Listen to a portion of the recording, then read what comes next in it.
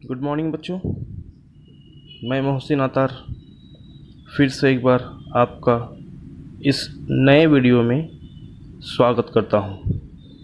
बच्चों, पिछले कुछ वीडियोज़ में हमने हिंदी व्याकरण के बारे में जानकारी लेना शुरू किया है और काफ़ी हद तक हमने जानकारी हिंदी व्याकरण के बारे में ली है। तो आज भी हम व्याकरण से जुड़ा पत्र लेखन के बारे में जानकारी आज हम लेंगे। देखिए, पत्र लेखन बहुत ज़रूरी होता है क्योंकि आजकल विज्ञान का युग है, टेक्नोलॉजीज़ बहुत बढ़ गई है। हम अपने संदेश आसानी से मोबाइल के माध्यम से, ईमेल के माध्यम से, व्हाट्सएप के माध्यम से भेज रहे हैं, पर आज भी पत्र लेखन का विशेष महत्व है। देखिए, पत्र किसे कहते हैं? पत्र एक ऐसा माध्यम है जिसके द्वारा हम अपने मन के विचारों को दूसरों तक पहुंचाते हैं। पत्र लेखन एक कला है, आर्ट है। हर स्थान पर व्यक्तिगत रूप से यानी पर्सनल रूप से उपस्थित नहीं हो सकता, अतः उसे पत्र लिखने की आवश्यकता होती है। तो पत्र लेखन आवश्यक है। हम अपने मन के विचारों को उसमें हम व्यक्त कर सकते हैं। तो पत्र यह विशेष किस तरह से लिखा जाता है? देखिए, पत्र एक दूसरों को संदेश पहुंचाने का माध्यम होते हैं। इनके द्वारा घर परिवार के समाचार, अपने मन के भाव और विचार आदि प्रकट किए जाते हैं। मित्रों, संबंधियों, संपादकों, सरकारी कार्यालयों आदि को पत्र लिखे जाते हैं। जैसे कि मैंने आपको बताया, पत्र लिखना एक कला है यानी आर्ट है। अब देखते हैं हम पत्र के प्रकार। पिछले साल में आपने पढ़ा है कि पत्र के दो प्रकार होते हैं। पत्र मुख्यतः दो प्रकार के होते हैं, एक औपचारिक पत्र और दूसरा अनौपचारिक पत्र। औपचारिक यानी फॉर्मल लेटर और अनौपचारिक यानी इनफॉर्मल लेटर।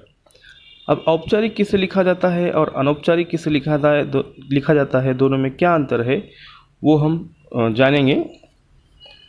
देखिए, औपचारिक पत्र जो होता है वो हम किसी अधिकारी यानी ऑफिसर को, स्कूल से संबंधित प्रधानाचार्य को, जैसे हमें कोई छुट्टी चाहिए तो वो हम ऑफिशियल संबंधित वो औपचारिक पत्र में आता है।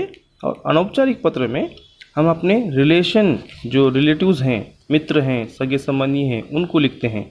जैसे कि हमें किसी को बुलाना है जन्मदिन पर, तो इसके बारे में आज हम जानेंगे। सबसे पहले हम पत्र के अंग क्या हैं वो हम जानते हैं। आइए, पत्रों के प्रकार हमने पढ़ा। पत्र मुख्यतः दो प्रकार के होते हैं, औपचारिक पत्र यानी फॉर्मल लेटर, अनौपचारिक पत्र यानी इनफॉर्मल लेटर।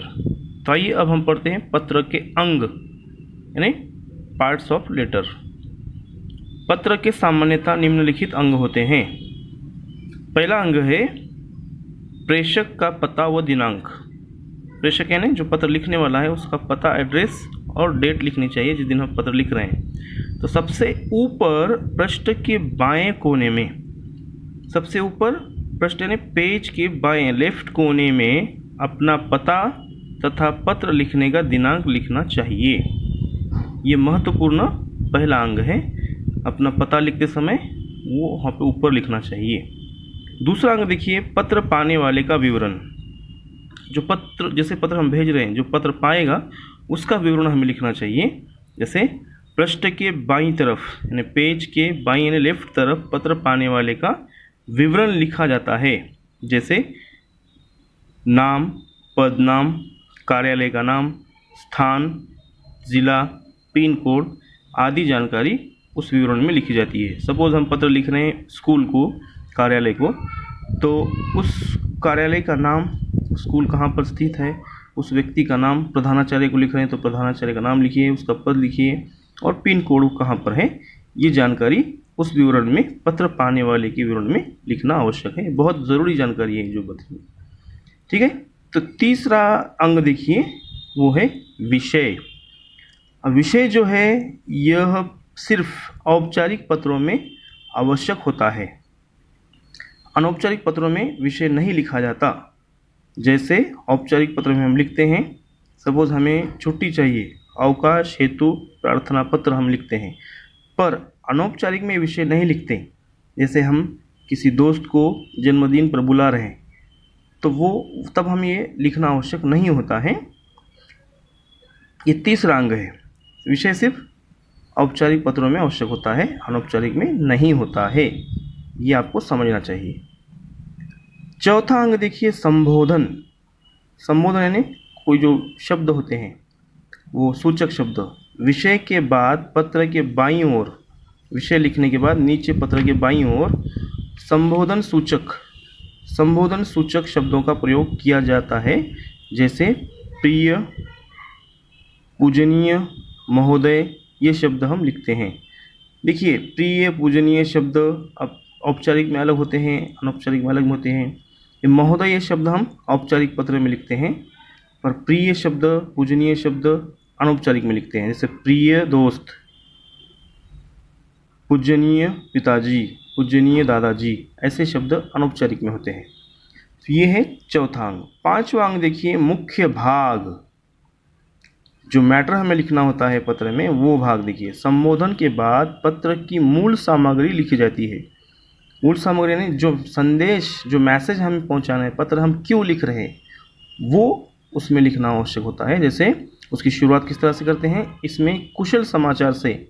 जैसे कि हम लिखते हैं ना, मैं यहाँ पे कुशल से हूँ, आशा करता हूँ कि आप भी वहाँ पे कुशल से होंगे।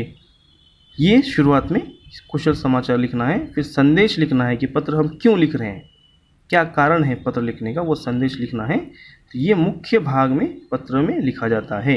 ये है पत्र का पांचवा अंग। पत्र का छठा अंग है समापन। पत्र समापन करते समय समापन सूचक शब्दों का प्रयोग करके पत्र समाप्त किया जाता है। जैसे आपका आज्ञाकारी, आपका प्रिय, आपका शुभचिंतक, या भौदीय या भौदिया, ऐसे समापन शब्द होते हैं, समापन सूचक शब्द होते हैं। जैसे आप देखिए, आपका आज्ञाकारी ये शब्द हम औपचारिक यानी फॉर्मल लेटर में लिखते हैं। जैसे हम स्कूल को लिखना है तो आपका आज्ञाकारी विद्यार्थी या आपका आज्ञाकारी शिष्य, ऐसा हम लिखते हैं। और अनौपचारिक में आपका प्रिय दोस्त, ये ऐसे शब्द हम लिखते हैं। और अंत में जो आखिर का जो अंग है वो है हस्ताक्षर। समापन शब्द के ठीक नीचे भेजने वाले के हस्ताक्षर होते हैं और नीचे पूरा नाम अवश्य लिखना चाहिए। तो समापन शब्द के ठीक नीचे हस्ताक्षर कीजिए, आपका साइन कीजिए, और साइन के नीचे नाम लिखना आवश्यक होता है, क्योंकि पत्र पाने वाले को समझ में आना चाहिए कि पत्र किसका है। ठीक है, तो ये है पत्र के अंग जो निम्नलिखित अभी हमने समझे, पढ़े। तो आज की इस वीडियो में हम सिर्फ औपचारिक पत्र यानी फॉर्मल लेटर, एक उसका उदाहरण हम पढ़ेंगे ताकि आपको भी समझ में आए। अभी तक के 10-12 साल के जीवन में आपने अवश्य पत्र लिखा होगा, उसके बारे में आपको आइडिया होगी। फिर भी एक पत्र मैं आपको औपचारिक पत्र पढ़कर सुनाऊंगा। आइए हम औपचारिक पत्र सुनते हैं। देखिए, औपचारिक पत्र का एक प्रश्न यहाँ पर दिया गया है। अवकाश के लिए प्रधानाचार्य को पत्र, प्रार्थना पत्र। तो सबसे पहले आप लिखिए उनका एड्रेस। यहाँ पर सेवा में श्रीमान प्रधानाचार्य, आप यहाँ पे आपके स्कूल का नाम लिख सकते हैं। श्रीमान प्रधानाचार्य, kids kingdom public school, Khurgaon, Nanded, ऐसा आप यहाँ पे लिख सकते हैं। उसके बाद फिर नीचे लिखिए विषय, क्यों पत्र आप लिख रहे हैं, अवकाश प्राप्ति हेतु यानी अवकाश के लिए पत्र, ऐसा आप यहाँ पे लिख सकते हैं। नीचे लिखिए महोदय, महोदय के बाद कॉमा देना मत भूलिए, ज़रूरी होता है। उसके बाद सविनय निवेदन है कि मेरे बड़े भाई का विवाह दिनांक 25 जुलाई 2013 को होना तय हुआ है। मुझे भी विवाह में सम्मिलित होना है, अतः मैं दिनांक 25 जुलाई से 30 जुलाई तक का अवकाश चाहता हूँ, यानी मुझे 30 जुलाई तक छुट्टी चाहिए। आशा है आप मुझे 6 दिन का अवकाश देने की कृपा करेंगे। और नीचे लिखा है सह धन्यवाद, और आप नीचे आपका आज्ञाकारी शिष्य, नीचे आपका यहाँ पे नाम लिखिए, साइन कीजिए, हस्ताक्षर कीजिए। तो ये है पत्र लिखने का तरीका, अवकाश के लिए प्रधानाचार्य को पत्र। इस तरह से आप भी एक पत्र लिखिए, जो आपको उसका एक प्रारूप मैं आपको बताऊंगा। तो छात्रों, औपचारिक पत्र का प्रश्न है, अवकाश छुट्टी के लिए प्रधानाचार्य को पत्र लिखिए। यह आपको पत्र लिखना है, जो आपको प्रारूप दिया गया है, नमूना दिया गया है। इस प्रारूप में औपचारिक पत्र प्रार्थना पत्र का प्रारूप है। इस प्रारूप में जो आपको दिया गया है, आपके नोटबुक में लिख कर लीजिए। जो विषय दिया गया है उस विषय के हिसाब से आपको पत्र लिखकर, जिस तरह से आपको मैंने समझाया है उसी तरह से इसमें पत्र लिखना है। और पत्र लिखकर मुझे आप मेरे ईमेल आईडी पर ये पत्र भेज दीजिए। ईमेल आईडी है mohsin1988@gmail.com। इस ईमेल आईडी पर आपने जो पत्र लिखा है वो सेंड कीजिए। ठीक है, धन्यवाद।